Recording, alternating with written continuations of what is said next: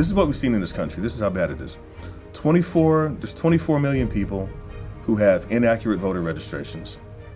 There are 1.8 million people who are dead and listed on active voter rolls. We also have 2.7 million people who are registered to vote in multiple states. And, if you talk about voter roll purges again, you get the whole lecture about voter suppression.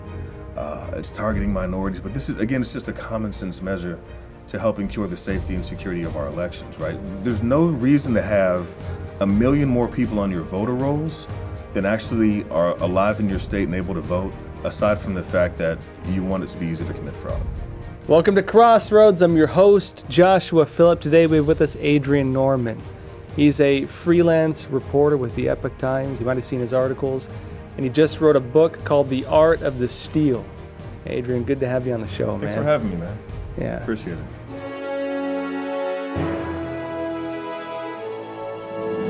Tell us some kind of the basic idea you want to get into with this. So, it's about election fraud. I started the book just after the 2018 midterms. So I was seeing a lot of news stories about some of the quote-unquote anomalies that were taking place, some of the things that were happening in Broward County, Florida, Palm Beach County, Florida. That was where they had, they were like, oh, look, we found a box of votes in my trunk. Exactly. Boxes of votes turning up out of nowhere. Not even like fully joking here. It's like, that's what was going on. Exactly. No, you hit the nail on the head, man. All these strange things happen. And I was originally just going to write a series of op-eds on it. And as I was digging into it, I was getting so much material. I said, man, this is, I need to maybe expand this. And as I kind of started researching into the topic of election fraud, I found more and more material, so I decided to just turn it into a book. And pursued a bunch of topics and basically ended up with a project that kind of takes a lot of the most controversial issues with voter fraud and condenses them all into one place. So it's kind of a one-stop shop for everything you might want to know about this particular subject. We hit everything from foreign nationals voting in our elections to the anomalies that took place in the Arizona midterms and the other Georgia, Arizona, and Florida is what I covered for the midterms. Voter roll purges, voter suppression, voter ID, ballot harvesting. You name it, it's in there. You name it, it's in there. Part of what motivated me is that you hear so many different perspectives on this topic. If you ask somebody who was on the progressive left about the issue of voter fraud, they're going to give you a canned response. There's no widespread evidence of voter fraud. If you ask somebody on the right, they're just going to tell you, yeah, it's real, it's pervasive in the story, but there's not a lot of material out there as far as filling in if they say, well, prove details. it, they say, prove it, what are you going to tell them? Right? Exactly. So I wanted to pick up the slack and kind of answer a lot of those questions and kind of get to the bottom of how pervasive is it, what types of fraud actually exist out there, is this something that we have to worry about? And what I discovered through this process was actually fairly shocking. Now, before we go really into it, everyone, please remember to like and subscribe and click that notification bell. We need your support. And also, if you want a media that does not spin the facts, check out the link below. We have a subscription link to the Epoch Times. So, Adrian, let's get into it. Yeah, man. So, now let's play devil's advocate. Someone says, voter fraud isn't real. You're just a conspiracy theorist. This is a bunch of online rumors and nonsense. What do you tell them? We have a ton of examples of it. So a lot of times when people think of voter fraud, they're thinking it from a standpoint of an individual private citizen who may be casting multiple ballots. So there are different types of fraud. So you have that type of fraud. You also have fraud that's committed by election officials. You have other fraud that's extremely hard to detect. And there's not a lot of policing and investigating when it comes to digging into this subject. Local jurisdictions, state jurisdictions just don't have the interest in pursuing it. That's why you don't hear more about it. So in the first chapter, I give an example of there are 93 million speeding tickets that are given every single year in the United States. But that doesn't mean those are the only people who are speeding. Those are the people who got caught. Just because we don't have metrics showing that more are happening doesn't mean that more are actually happening. That's all that we actually are able to police and ascertain. So it's probably kind of easier if we break it up into sections. So again, the first chapter is let's go step by step. Illegal aliens voting. And we hear about this. Now, of course, if you talk to a lot of conservatives, they'll say, oh, well, the Democrats are bringing, illegal aliens here because they want to flip the elections. And Democrats would be like, that's crazy talk. I don't know what you're talking about here. What did you find in terms of this? I know there are two issues from what I get. One is that they're giving voter IDs and not voter IDs. They're giving driver's licenses to a lot of illegal aliens. And in a lot of states like California, if you register for a driver's license, you automatically can get registered to vote. Right. Which a lot of people are concerned about. And the other side is when they go around and do the census data and stuff like that, they count, of course. They don't ask if you're an American citizen or not. And so people in this country illegally get counted on the census, which means that they get more votes in the Electoral College. And that does affect the elections. That does affect the number of seats in major cities like New York and California and such. Right. Is this the stuff you looked at, and what did you find? Those are kind of the macro level. What I found was that illegal aliens are voting quite a bit in pretty much every single election cycle. I give numerous examples of this from everywhere from Florida all the way across the country. In other words, they are actually voting in the elections. Actually voting and actively being encouraged to vote. This illegal voting is being facilitated by political operatives. So you have statements from Barack Obama going all the way back for a couple of years, back to 2010, I believe, actively encouraging illegal aliens to vote in U.S. elections. You have officials in jurisdictions like New Jersey who were caught giving credentials needed to vote to illegal aliens, knowing full well that they're ineligible voters at the time that they gave them the credentials. You've mentioned a couple of the other policies, providing driver's licenses, automatically registering people to vote who have no business voting in our elections. So it's fairly pervasive. We have had an issue recently with driver's licenses being provided to illegal aliens in New York City. And, I was on Twitter when that issue kind of broke, and I saw the video the Hill posted and showed the line of people wrapped around the building at the local DMV. It's like a few blocks long, allegedly, the line. Exactly. Yeah. And the issue with that is that's really not an issue because in the jurisdictions that are giving out those credentials, they don't have a photo ID requirement in the first place. So they're already not checking ID, so it doesn't really matter. But what it does signal to me, and I wrote an op-ed on this recently, is that, if we want to secure the elections in our country, we have to have some type of ID requirement that's something that's exclusive to U.S. citizens only. It has to be something that only we can get to authenticate a person's identity and their citizenship, because they're handing out driver's licenses and state IDs like it's pez candy. They've done this in Illinois. They've done it in New York. They've done it in California. And in other words, the normal ID is not something that in any way could tell if a person is actually eligible to vote, is that Exactly. what you're saying? The National Voter Registration Act from 1994 prohibits asking citizenship status to register to vote on federal forms. The Supreme Court has validated this. So that's why on a lot of forms you can't even validate if a person's a citizen or not. So you have to take other steps to try to weed illegal or ineligible voters out of the process. There are people who still push voter ID laws, which are good, but right now with so many people having credentials that could be used that are ineligible, we have to come up with something that's exclusive to us. So if you think about it this way, Mexico actually has a great system in place for verifying that only their citizens are voting. If you look at the Mexican system, what they do is you have to register to vote in person. There's no online registration. There's no automatic registration. You have to provide a photograph, or they take a photograph. You have to provide a signature. They also take a fingerprint. And then it's about a 20-day processing period while the card's being generated. And then to even pick up your voter ID, you have to show a legitimate ID to get that. Now, can you imagine the outcry that we would have in the United States if President Trump or Lindsey Graham or any Republican proposed the exact same system here? Well, from what I hear, these voter ID laws are racist. That's an ongoing theme.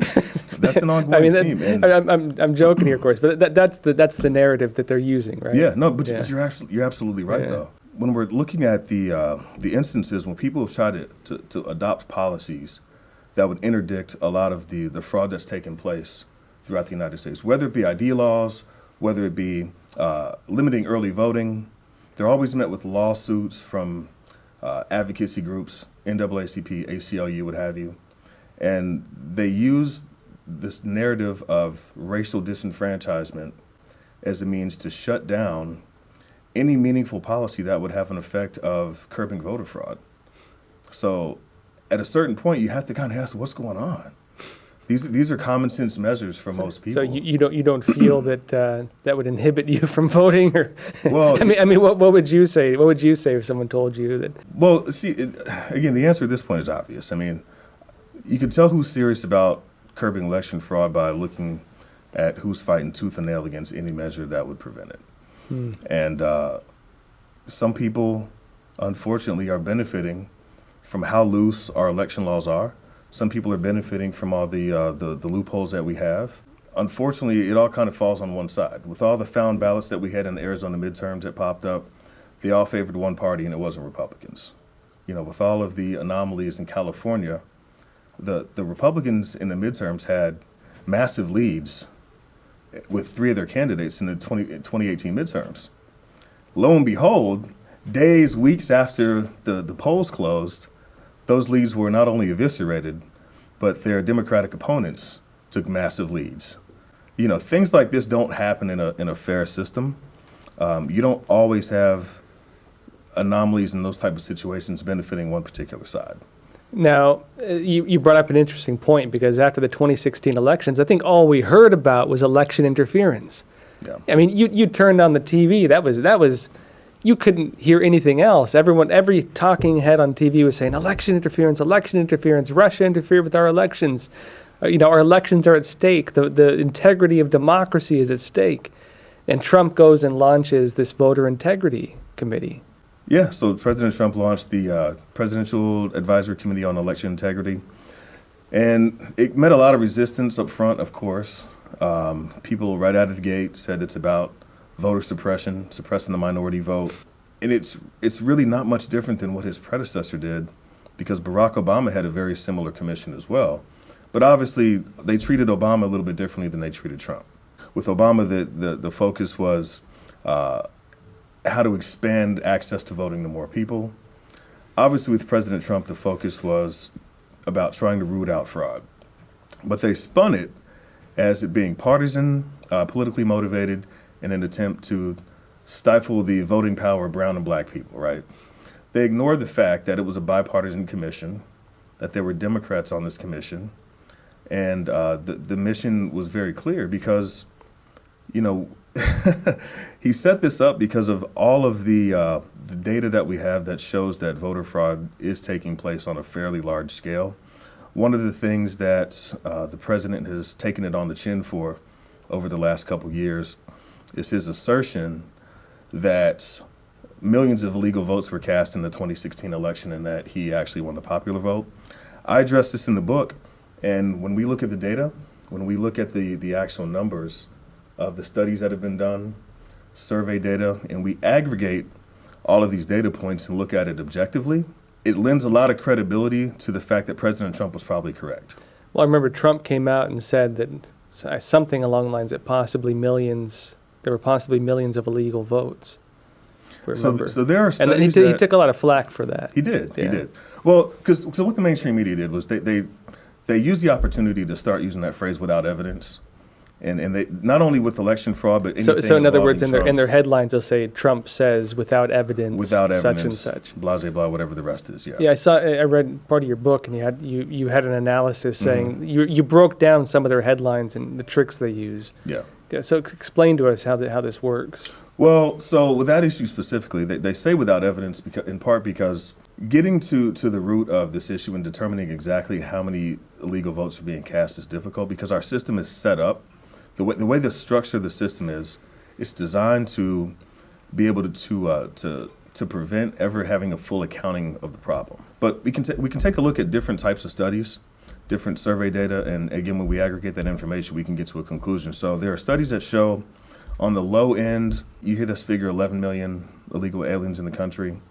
There are other studies that show as many as 38 million. Yale University had a study in 2018 that estimated on the high side it was around 30 million, but they settled on a figure of 22.1 million. There's other survey data that shows 13% of illegal aliens are actually voting in U.S. elections. So if we have, let's just go with the median number of 22 million. If that's the illegal alien population, and 13% of those people are voting in U.S. elections, that means we have 2.8 million illegal aliens casting ballots. That means that 2.8 million illegal aliens voted in 2016. That's the same margin by which Hillary Clinton supposedly beat Donald Trump in the popular vote. Now, that's not even factoring in types of any other type of fraud, like ballot harvesting, electronic fraud. So just off the presence of illegal aliens alone, it's possible that President Trump, if we throw those votes out, President Trump actually won the popular vote in 2016. So tell us about ballot harvesting. We'll go to the next one. So ballot harvesting is a practice where a person fills out a mail-in ballot or an absentee ballot, and rather than them mailing that ballot in themselves, a political operative comes and picks it up. So this introduces a considerable amount of opportunity for fraud, because the person who's the harvester can do several things. They could just pick up the ballot and drop it off. They could pick up the ballot and discard it. So if you're an operative of one party and you're picking up a ballot at a house that has a history of voting for the other side, you could just toss their ballot into a trash can and not get caught. Probably the most insidious is that you can actually have people sign a blank ballot and then you fill out their ballot for them. And do you have evidence of this taking place? Yes. Yeah, it's all presented in the book. It is something that's fairly pervasive. A lot of times people prey on senior citizens, and they'll show up and pretend that they're there for something else, or they have a petition that they want them to sign. They'll get a signature, they'll fill out the ballot form.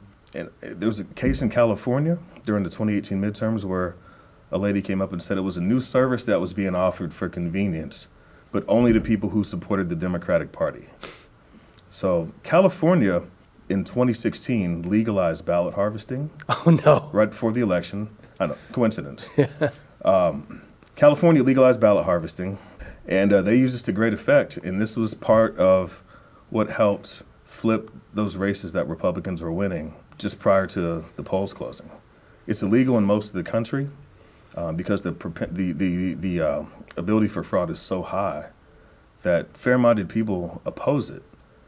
You know, it's an insane amount of trust that you have to have in the person to be able to make sure that they're actually going to deliver your ballot and that your vote is going to count, that your vote's going to matter. So tell us about the voter roll fraud. How does this work? The first line of access to being able to commit any type of fraud is what name is on the actual voter registration list. What we've seen across the country is there are 39 states that have more registered voters than they have living eligible voter populations. That's right. We've heard a lot about this from Judicial Watch. Judicial Watch. Yeah, they've filed a lot of lawsuits that reveal this. It's actually a pretty serious issue. It is. This is what we've seen in this country. This is how bad it is.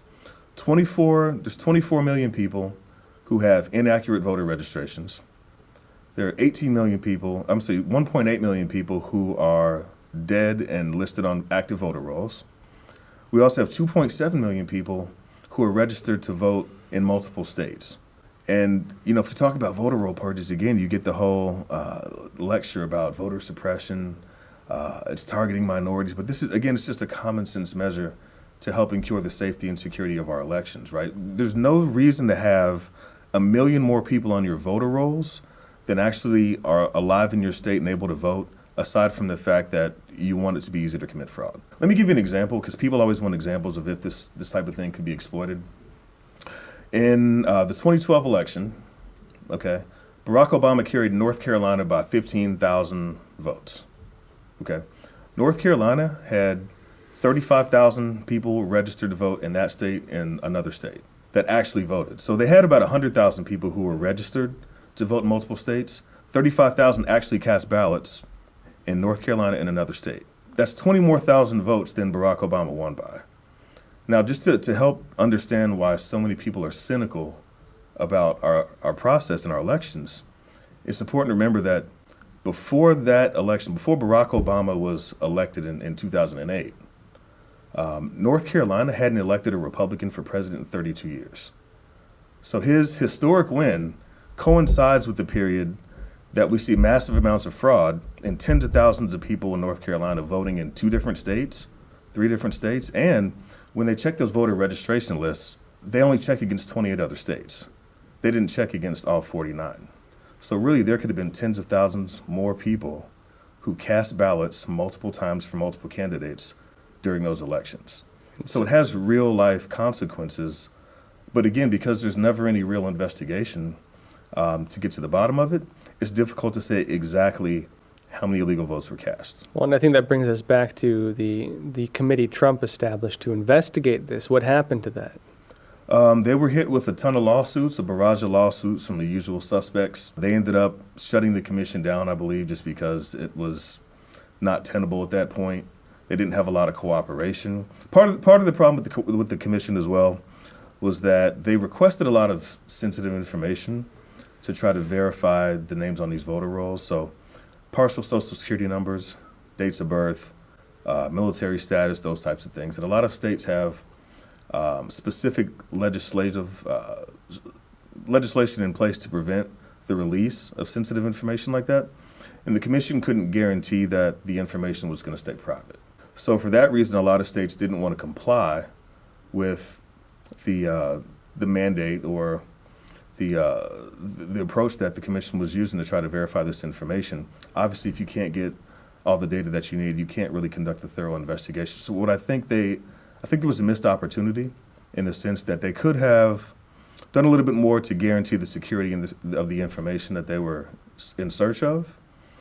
Had they done that, I think maybe they would have gotten more results, but nevertheless, it was framed from the beginning as a hit job and an attempt to shut down or discourage the black and brown vote. Massive amounts of lawsuits throughout the country, and I think ultimately that's kind of what killed it. Now, in terms of the organizations, you've mentioned several forms of, fraud, and whether individual, whether organized. I mean, do we know this?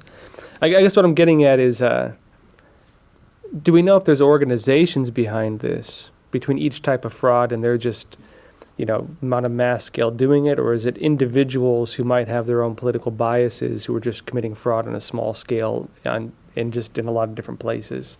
So that's a good question. I think it's a combination of both. There are a number of advocacy groups that go out and register people to vote. They have no problem registering people who are ineligible voters to vote and encouraging them to vote, knowing full well that they shouldn't be casting ballots in our elections.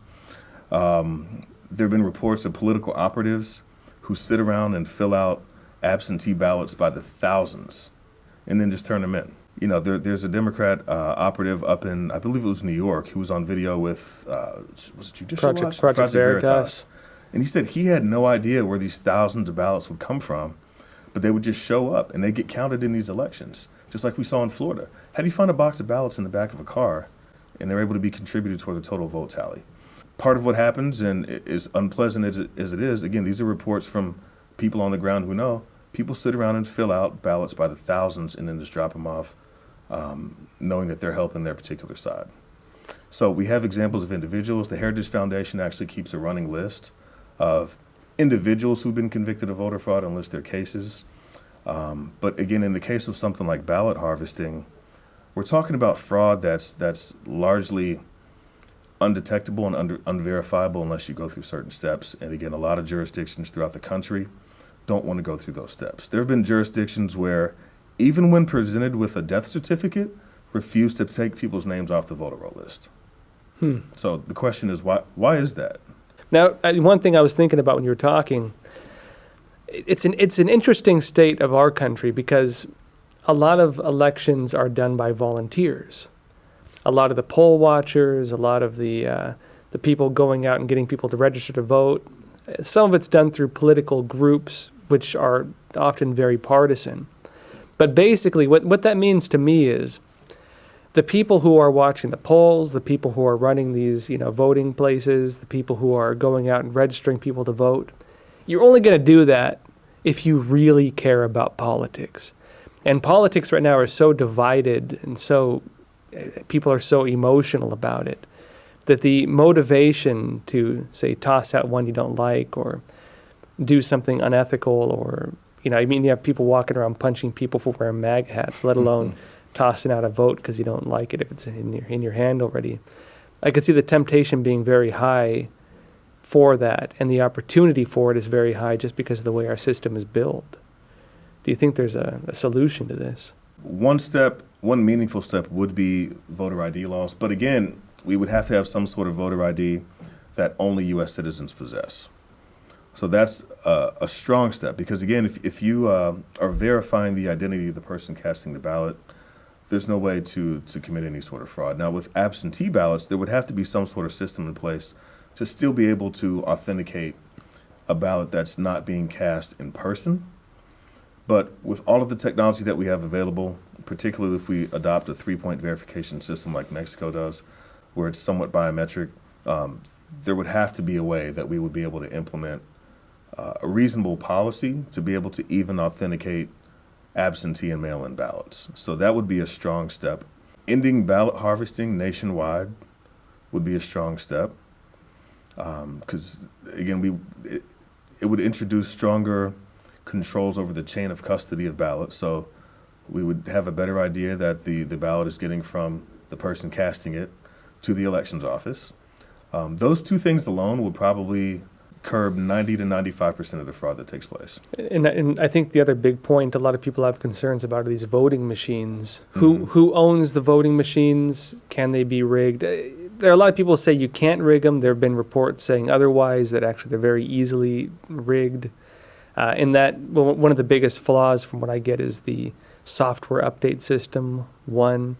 And number two, there's a internal mathematics system in terms of how they weigh votes. And there have been videos people published where they hit, voting Republican, and it switches the vote to like a Democrat guy. Or you see videos like this all the time.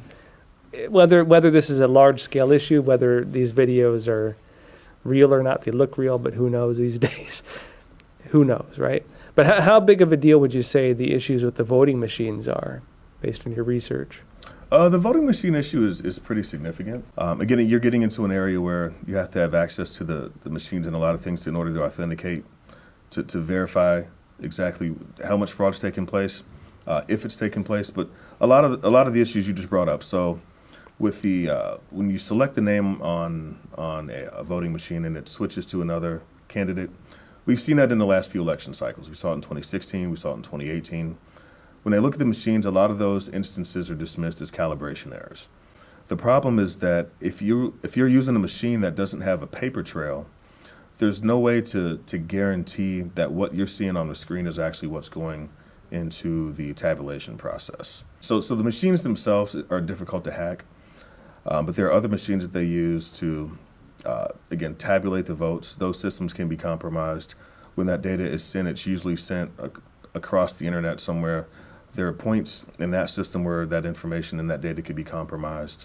A lot of people have been talking about possibly doing some sort of mobile voting, smartphone voting. West Virginia rolled out a pilot program for this. There's absolutely no way at this point in time to be able to secure any sort of internet voting platform, even using blockchain technology. I spent a little bit of time in the book addressing that as well.